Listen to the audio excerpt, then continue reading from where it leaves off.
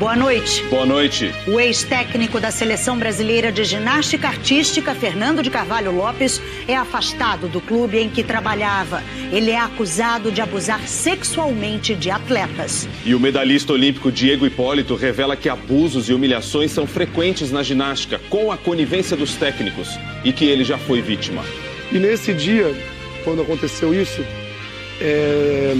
eu tive ataque epilético. A Procuradoria-Geral da República denuncia os petistas Gleisi Hoffmann, o ex-presidente Lula, os ex-ministros Antônio Palocci e Paulo Bernardo, além do empresário Marcelo Odebrecht, pelos crimes de corrupção e lavagem de dinheiro. Os atos criminosos seriam de 2010 e envolveriam a doação de 40 milhões de dólares em troca de decisões políticas favoráveis a Odebrecht. Uma perseguição no mar e a Polícia Federal encontra 71 quilos de explosivos a bordo de uma lancha na Bahia. Uma policial militar é executada dentro de casa em Belém do Pará. E nas horas seguintes, mais 10 pessoas são assassinadas na região. Atentados suicidas matam 35 pessoas no Afeganistão, entre elas 10 jornalistas. O Jornal Nacional está começando.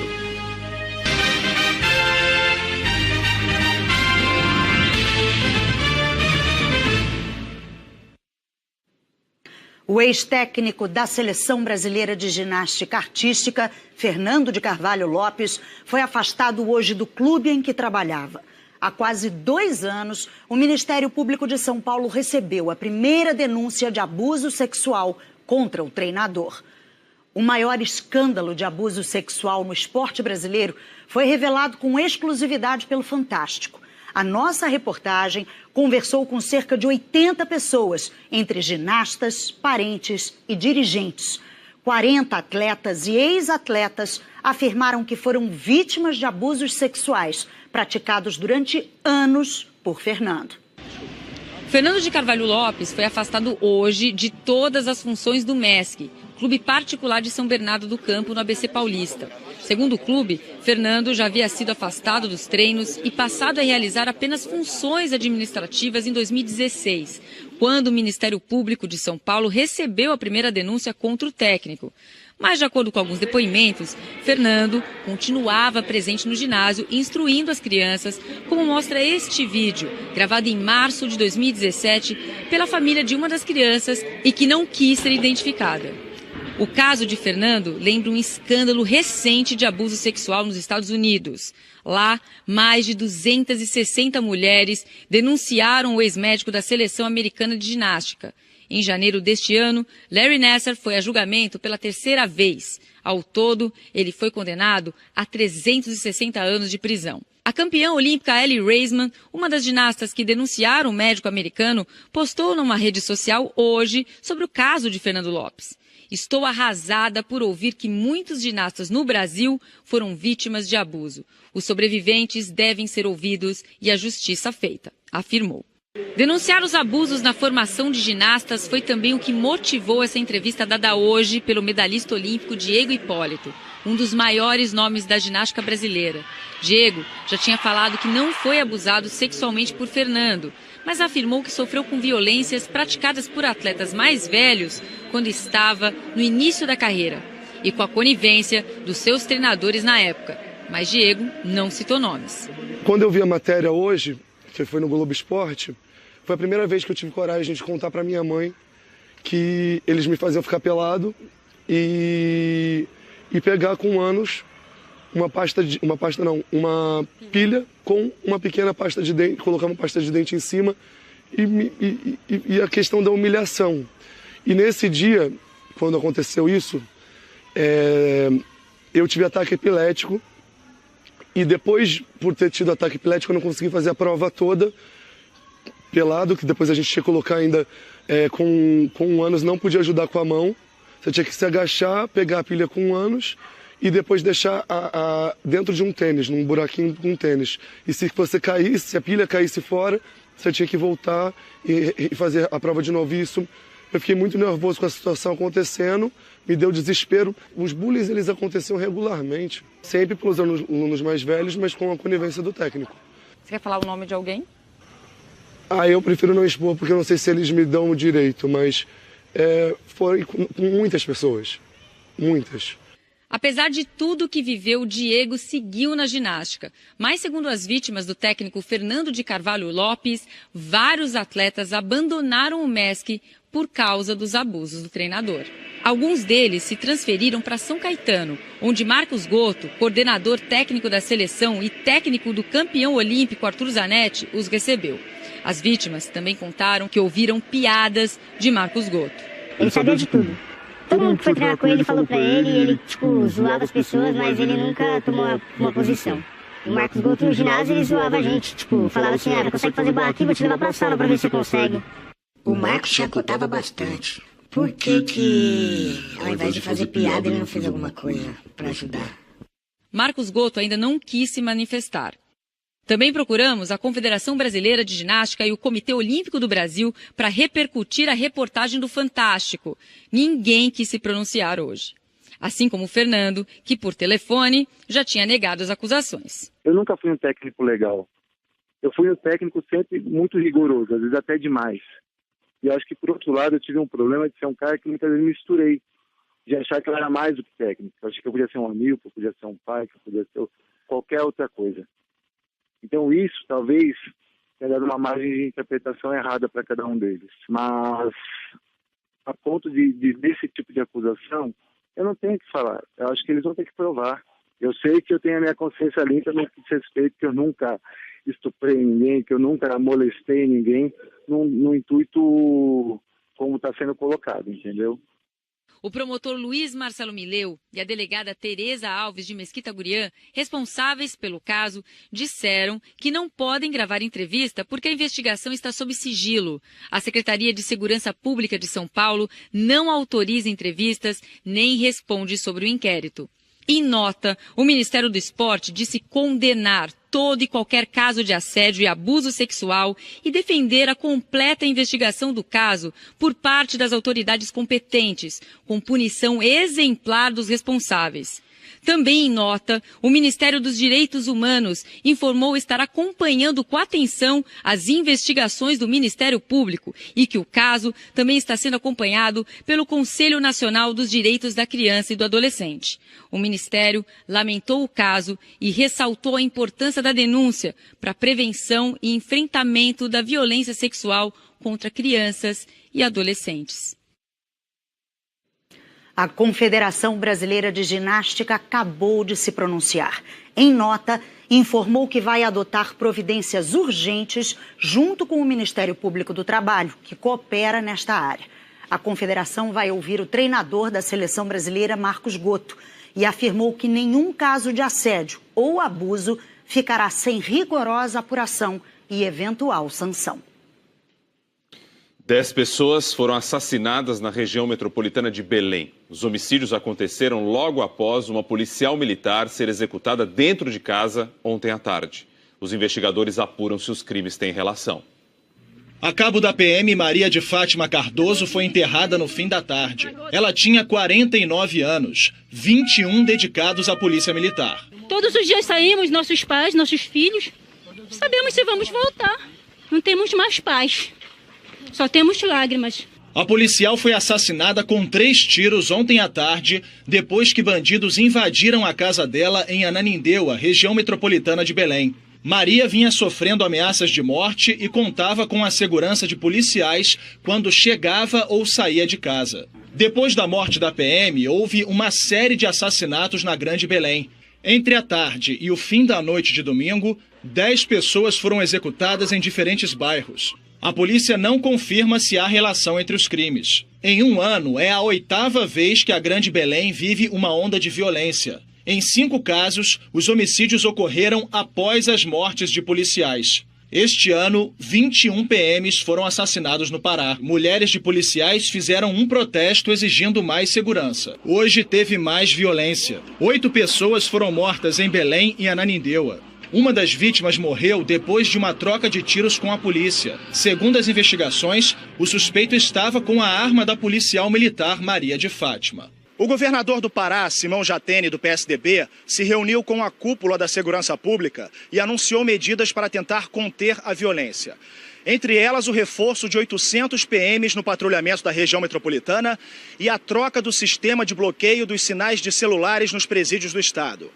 A polícia acredita que as ordens para matar policiais estariam partindo de chefes de facções criminosas que estão presos.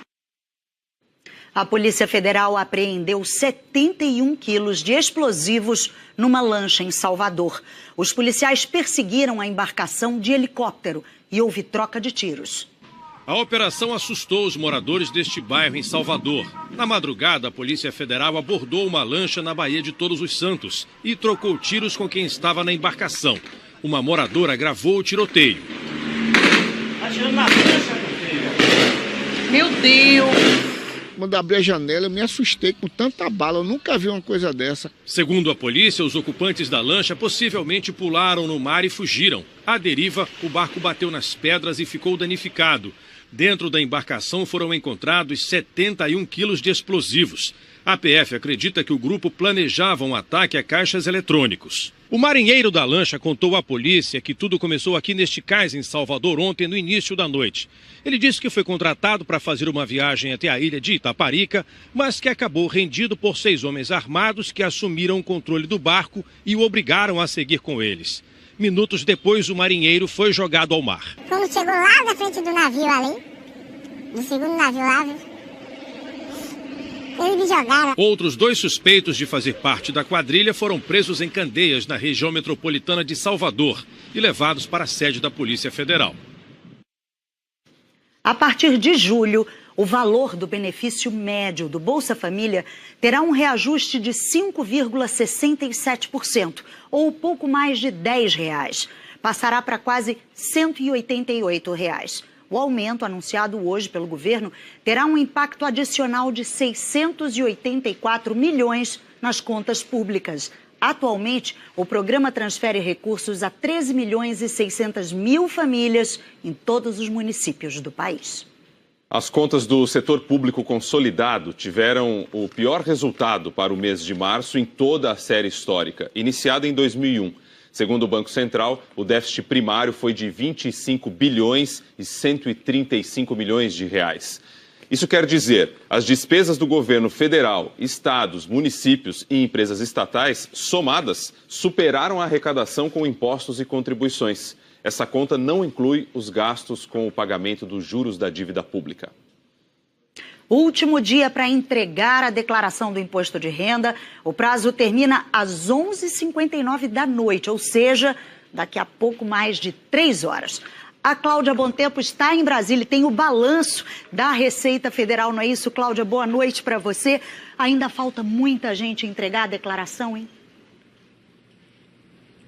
Boa noite, Ana Luísa, boa noite, Rodrigo, boa noite a todos. Olha, o contribuinte este ano está sendo um pouquinho mais rápido se a gente comparar com o ano passado. A expectativa da Receita Federal é receber 28 milhões e 800 mil declarações. Mas vamos ver quantas declarações já chegaram aqui ao sistema da Receita Federal. Neste momento, 28 milhões 784 mil declarações. O sistema está funcionando sem problemas e chegou a receber hoje 294 mil declarações por hora. E uma dica, mesmo se a declaração estiver incompleta, é melhor enviar a declaração hoje mesmo, depois fazer uma retificação, porque se ela não for enviada hoje, tem a multa que pode chegar a 20% do valor do imposto devido. E lembrando que este ano o contribuinte terá de informar o CPF do dependente já a partir dos 8 anos de idade. Restituição, primeiro lote, 15 de junho e o último lote no dia 17 de dezembro. Rodrigo.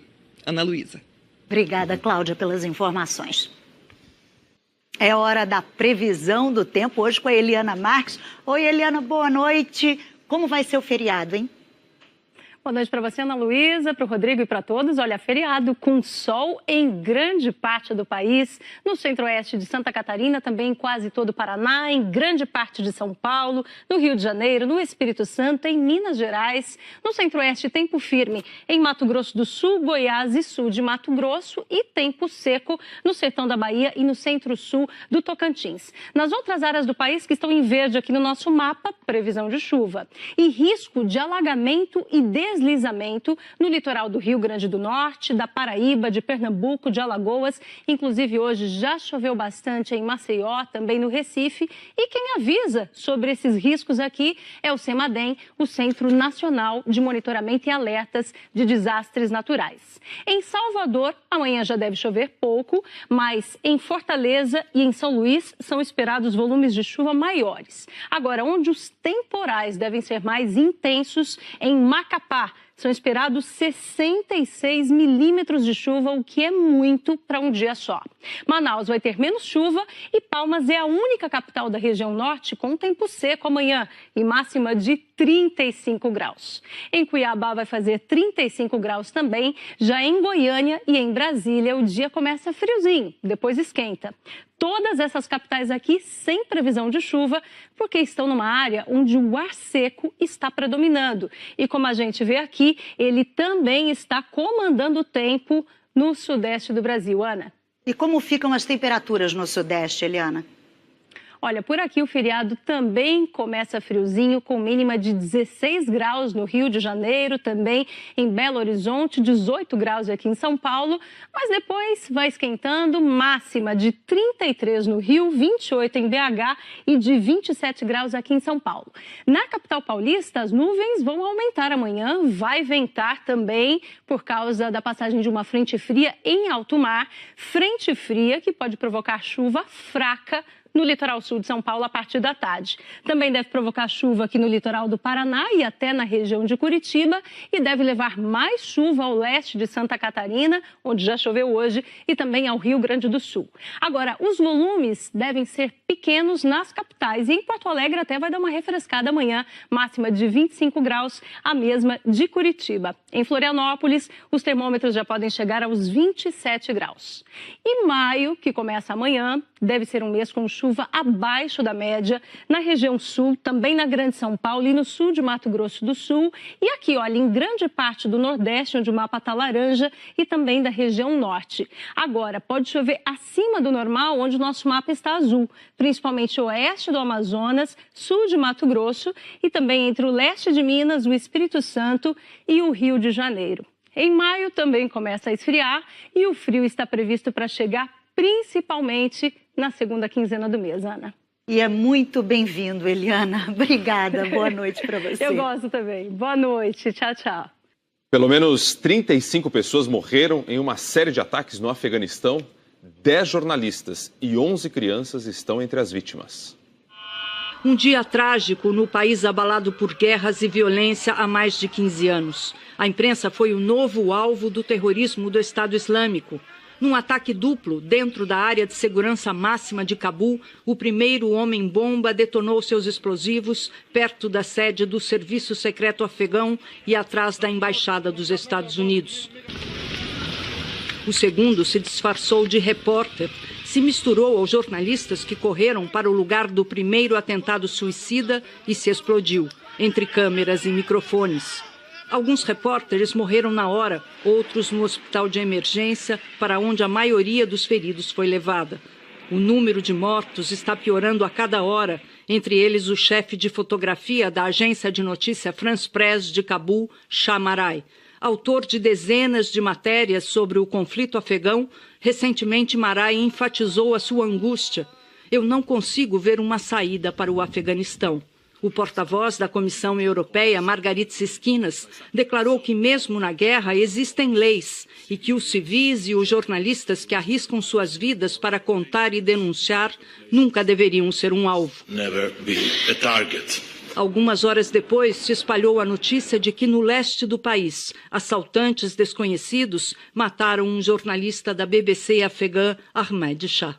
E na mesma hora, em Kandahar, no sul, para fechar este dia de terror, um comboio da OTAN foi atacado por outro homem-bomba. O atentado deixou 11 crianças mortas. Na Inglaterra, uma informação errada levou à demissão da ministra do Interior. Amber Rudd renunciou ao cargo depois de dar informações ao parlamento que foram desmentidas pela imprensa.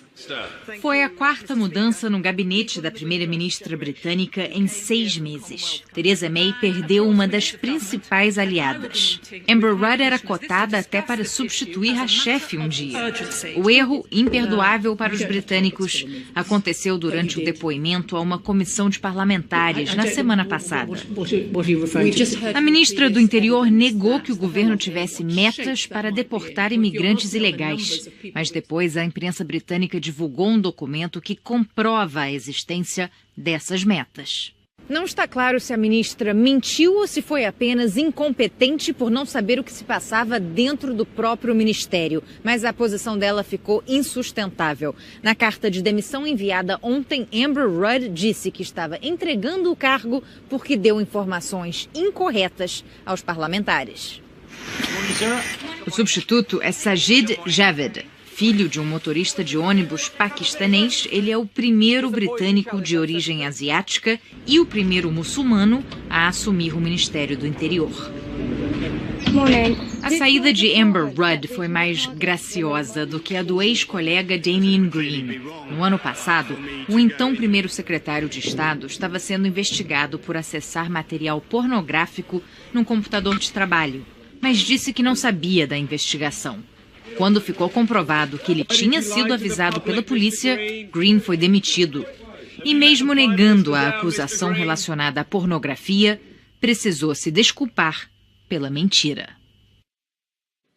Uma multidão que saiu da América Central está acampada na fronteira dos Estados Unidos na tentativa de conseguir viver legalmente no país.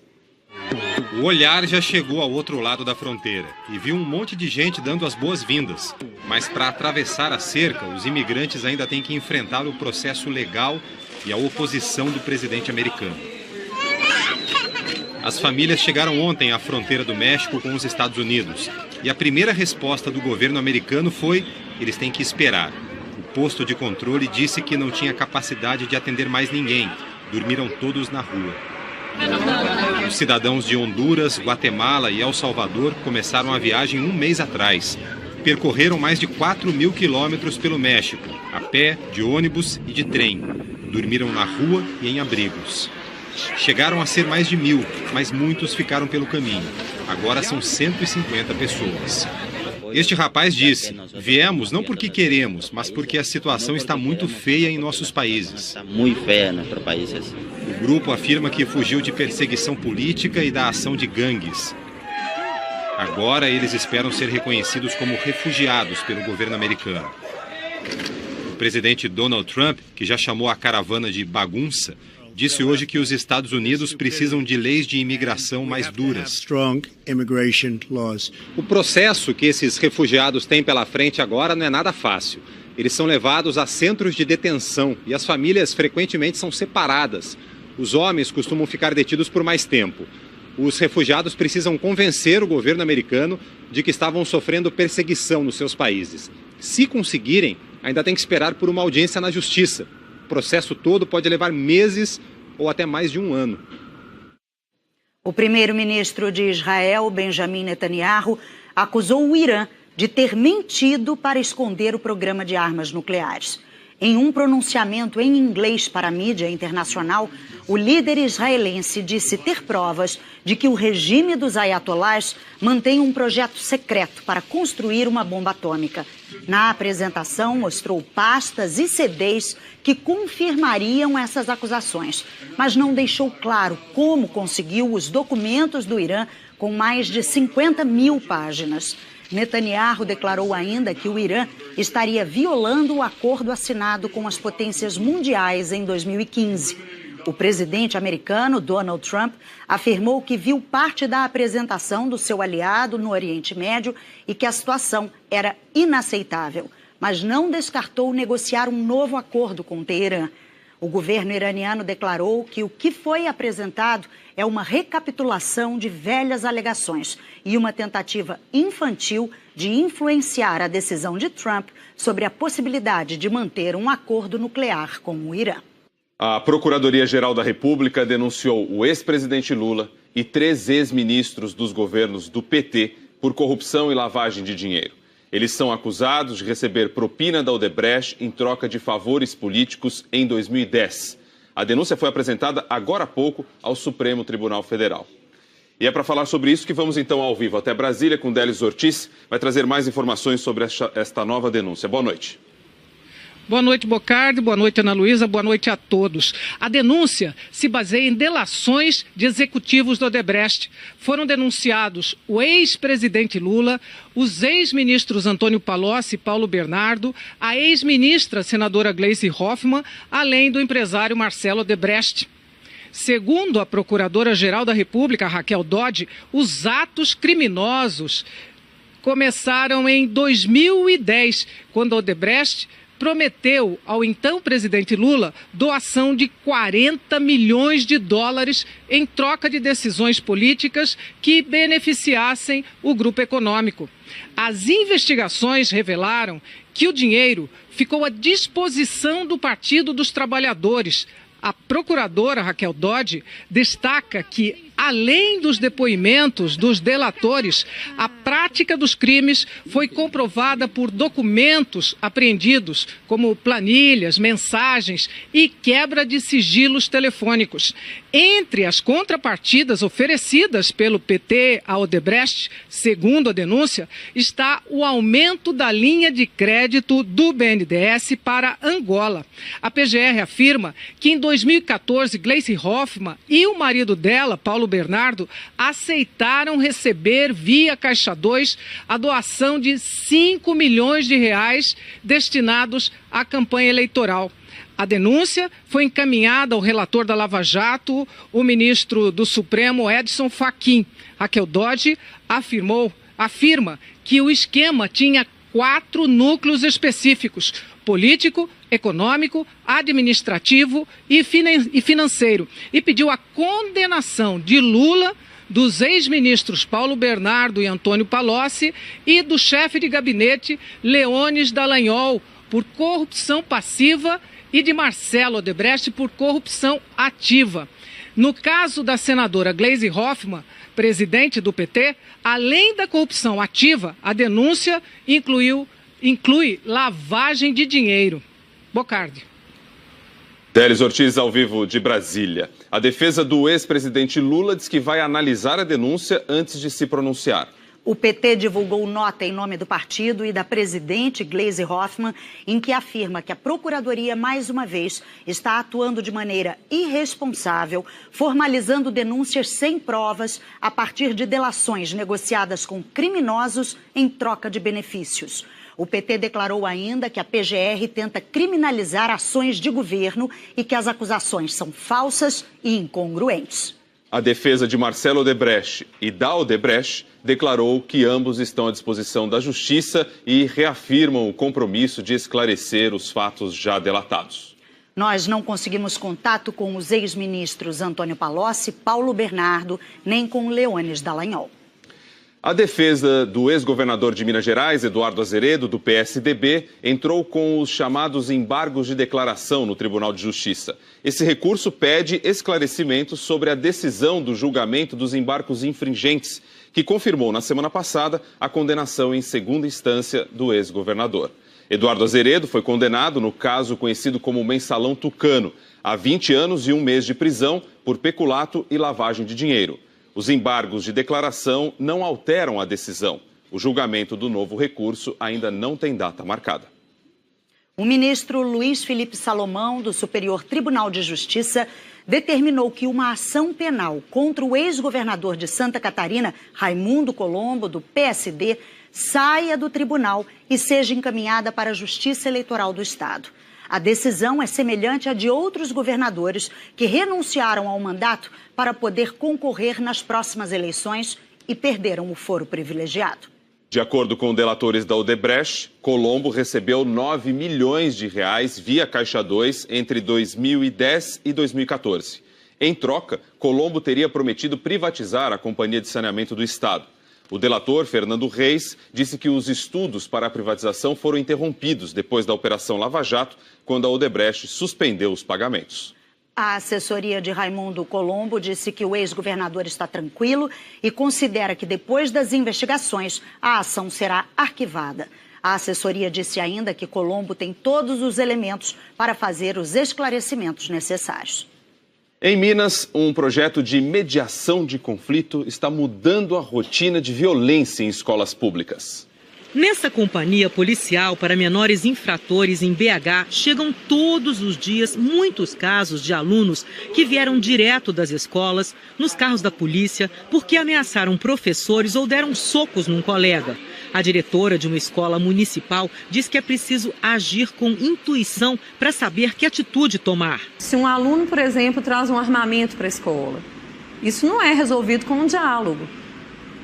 Se um aluno está portando droga, isso também não é resolvido com diálogo. A gente não quer que o aluno saia da escola, a gente não quer que o aluno caia num caminho de marginalidade, ao contrário.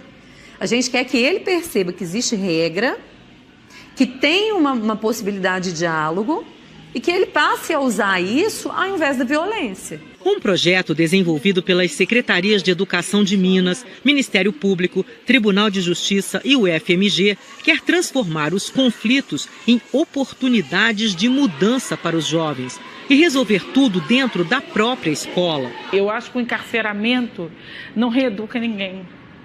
O encarceramento só se transforma aquela pessoa numa pessoa pior. E é quando você é criança, adolescente, você está em formação de caráter, de personalidade, que é o acolhimento da pessoa é que vai transformá-la.